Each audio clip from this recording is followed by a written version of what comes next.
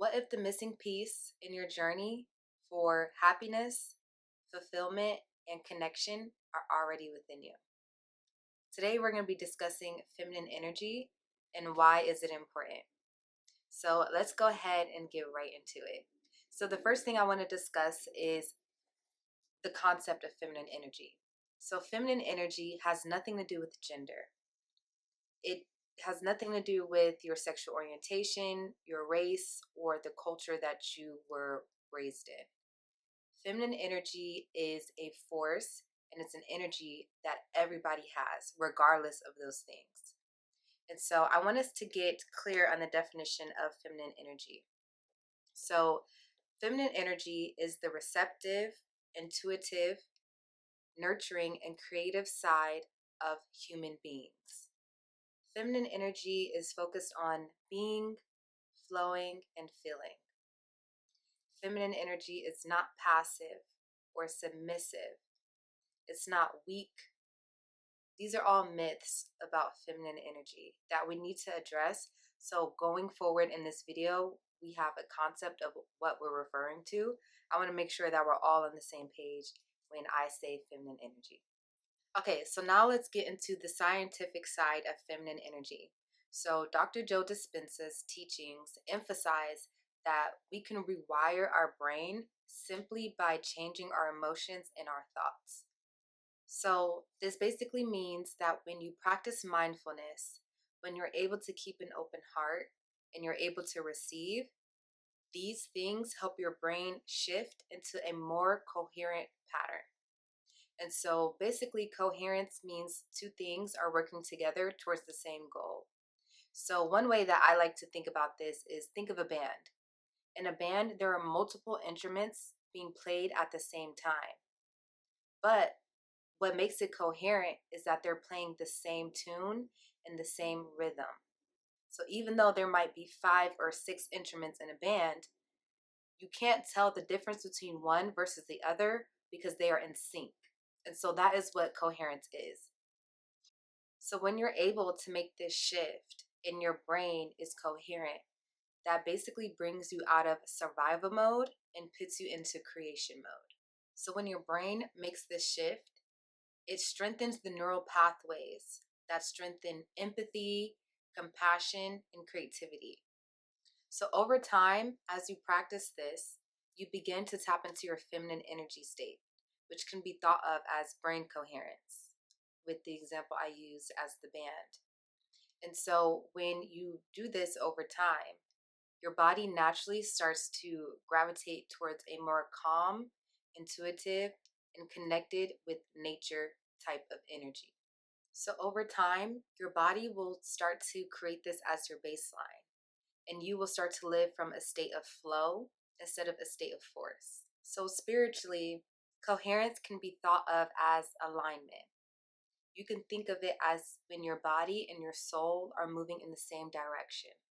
Spiritually, coherence can be seen as when your energy is in harmony, your intuition is clear, and you feel connected to something greater than yourself.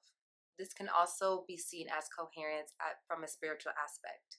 And so, one way that you can easily tell if you're in your feminine energy is your inner world starts to reflect as your outer world does. So, if you feel peaceful, you feel calm and content, you will start to notice that little things in life bring you that same peace, that same calmness, and that same content.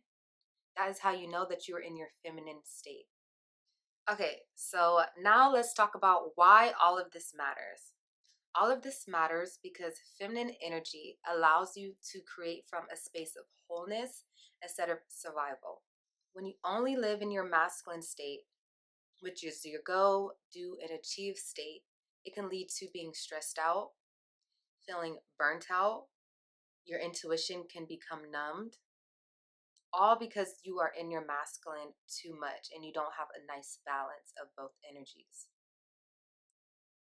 Where on the other hand, and being in your feminine energy, it can help you shift into your creation state instead of survival.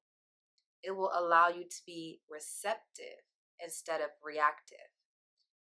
And so when you're in your feminine energy and you get that shift from survival to creation, this is when your brain and your heart are coherent, when your intuition is as strong as ever.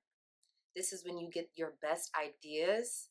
This is when you're able to grow your relationships and opportunities come to you naturally without force. And all of this comes from being clear and balanced within yourself. It's not all about balance, though. It's about being able to unlock your highest potential so that you can be and that you can create. And so, learning how to work with your biology instead of against it is going to change like your whole life, literally. And that's part of what quantum physics is being able to work with yourself, with the forces instead of against it. It's being able to learn the energy and being able to transmute it and shift it in your favor. And you can do all of that within yourself. Okay, so here's an example. Imagine two women launching a business. Woman A runs purely off her masculine energy. She hustles nonstop. She pushes through exhaustion. She makes decisions based off of her fear of failing. And so she's in survival mode. So her creativity is blocked, right? Therefore, her health is declining and she is constantly chasing results instead of chasing a feeling, chasing a being. On the other hand, we have woman B. And woman B blends her feminine energy with action. She takes steps to slow down and to reconnect with her vision to make sure that she's staying aligned. She listens to her intuition and allows space for ideas and opportunities to come to her naturally.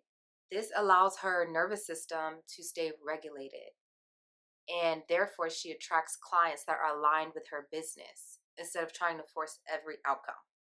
And so the difference between the two women, woman A and woman B, is that woman B is creating from wholeness instead of burnout. And that is the power of feminine energy. And that's why it's so important. Okay, so now let's discuss some practical ways that you can practice feminine energy in your daily life. So the first is at home. After a long day of work, instead of coming home and knocking out your to-do list, maybe let the house unwind for a minute. Maybe take a shower, light some candles, dim the lights. As you can see, I have a light behind me, and I think these are so powerful. You can get them off Amazon, and I'll go ahead and leave them linked below. But I have them in my room as well as in my living room. And what I like to do is, depending on how I feel, I'll change the light. And so today I did blue because I have a blue screen. Sometimes if I'm making a video, I'll even have the light match my outfit. And so doing little things like this and being able to play is going to help you activate your feminine energy.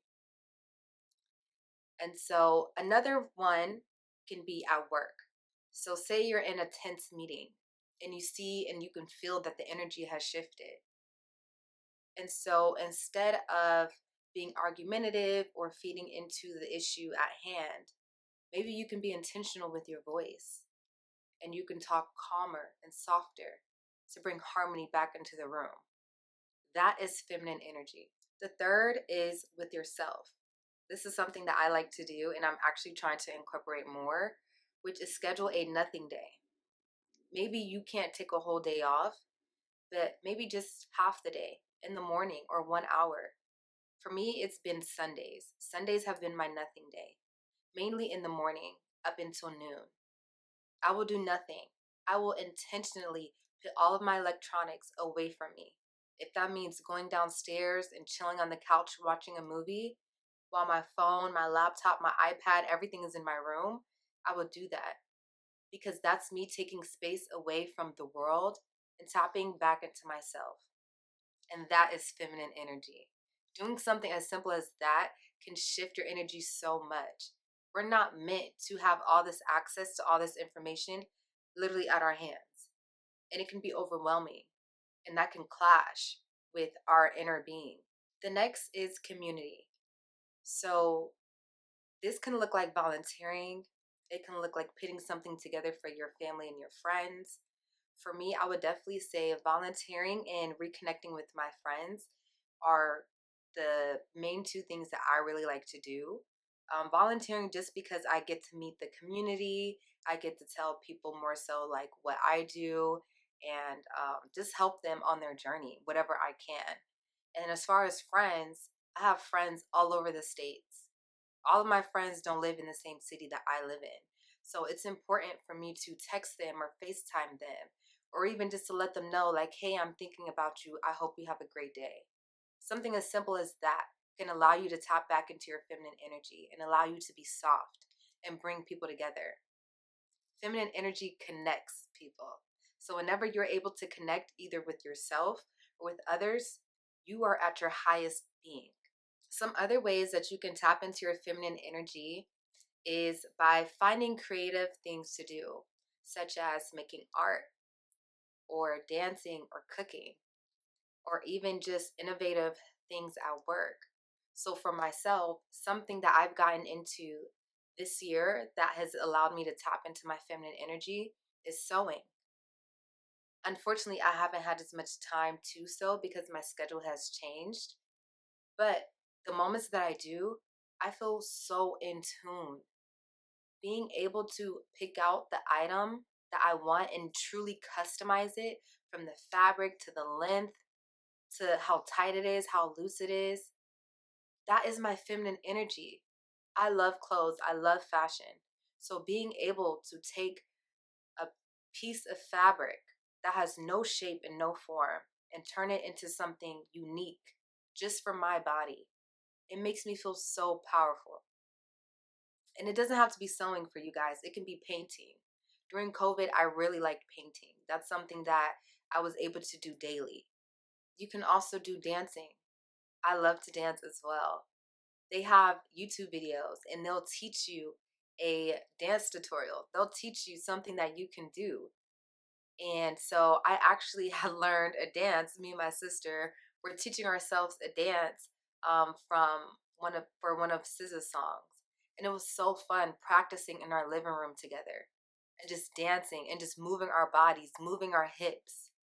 It made us feel so alive. It was something that we were looking forward to, especially after a long day of work. And then also, I said cooking.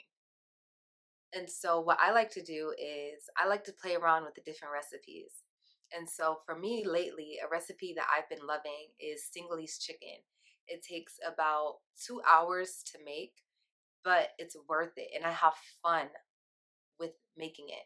And I look forward to it and I meal prep it. And so being able to make that on Sundays and then throughout the week, I know how much intention I put into this meal.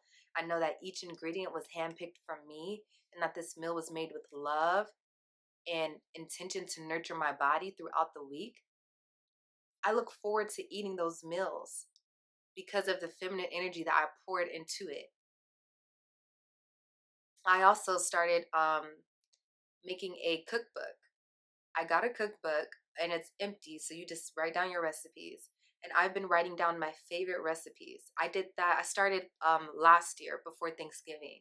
I was writing down some of my favorite recipes that I was making for Thanksgiving, and I've just been adding to it. And so that's been something I've been able to do that has helped me tap back into my feminine energy.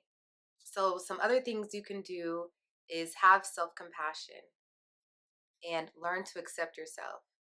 You can also connect with the nature. I love to connect with the nature. I love to put my feet in the grass.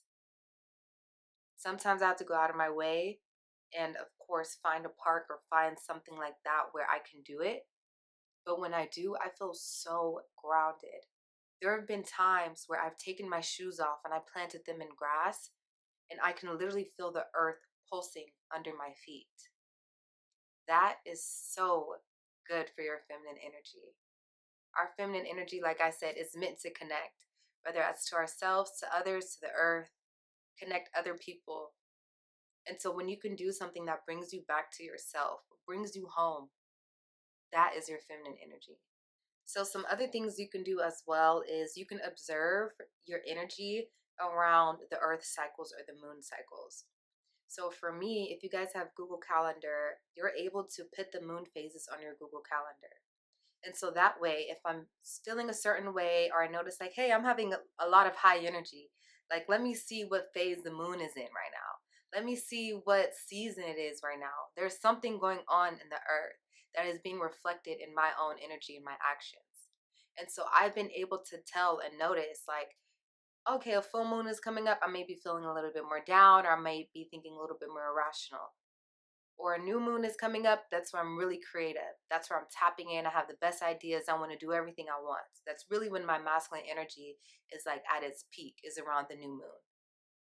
And so being able to realize this within yourself and see the cycles of the earth or the moon or just the seasons, and seeing that reflected back into yourself, it can help you tap into your feminine energy and be able to transmute it for what you want to do in your life. So there are some cultural barriers that we will need to discuss. And the first is acknowledging the wounded feminine. So the wounded feminine is any trauma or insecurity from cultural oppression or toxic stereotypes. That is the wounded feminine. And so when you realize that you may have parts of yourself that are wounded, I want you to encourage healing by valuing the feminine within you and with others. Go out of your way to find something good about yourself. Go out of your way to compliment yourself or to compliment others. On the days I'm feeling the worst, I go out of my way to tell myself I'm doing great, to tell myself I'm staying on track, to tell myself I'm worth it. Even if I don't believe it at that moment, I'm still going to put it out there, and I'm going to let my body hear it. That's why I speak aloud. I don't just say it in my mind, I speak aloud. I want my body to hear how I feel about it, even if I know inside I'm not feeling the best. That is one way that you can feel you can heal your wounded feminine, is by just acknowledging those parts of you. Another thing you can do is challenge limiting beliefs that have been set by society or your family unit. Challenge those beliefs. Challenge what you've been told. Challenge everything. That is the only way you're going to come to the truth, is if you challenge it. You should not take anybody's word, even mine, as fact. Challenge it. Do your own research. Form your own opinion. That is how you grow. You shouldn't be blindly following anybody except for God. If you believe in him. You know? All right. Yes. So we spoke about challenging beliefs and societal pressures, especially ones that devalue softness or your cycles or intuition. Those are the ones you really need to challenge. I really had to challenge growing up my intuition, because my intuition would be right in so many occurrences, but it would be devalued as just a feeling, or, oh, I'm on my cycle. And so growing up, I had to realize that I was numbing my intuition because society was telling me that I shouldn't have it or that I shouldn't listen to it. And so there was a moment where I almost got tricked out of my spot because I was listening to other people.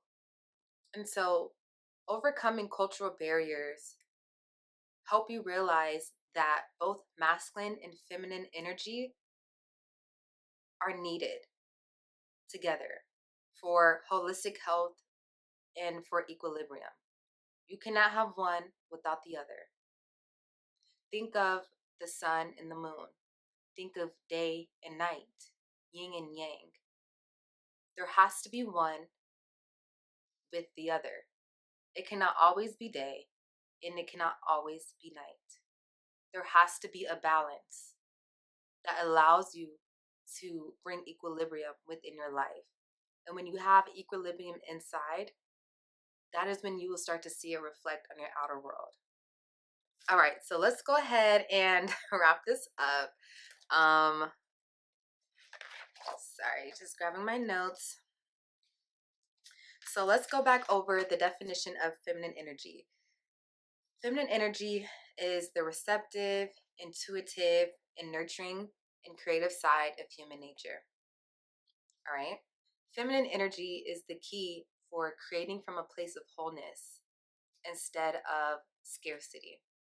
And when you are in your feminine energy, when you are coherent, this shifts you out of survival mode into creation mode. And so, like we discussed earlier, creation mode is when your brain is coherent. It's when your nervous system is regulated. It's when your intuition is strong and your creativity is at its peak. That is how you know you're in creation mode. Okay, so let me know, how does feminine energy show up in your life? Share your experiences or questions down below. I would love to hear more. And if this resonated with you, make sure you give this video a thumbs up. You subscribe to let me know that you guys will be coming back for more. And make sure you join our community, which is centered on softness, science, and self-discovery. So I can't wait to hear from you guys. My next topic will be about how you can balance structure and play. So I'm really excited to get into that because that's something that I have been working on myself. So with all that being said, thank you guys for listening and tuning in, and I will see y'all later. Bye.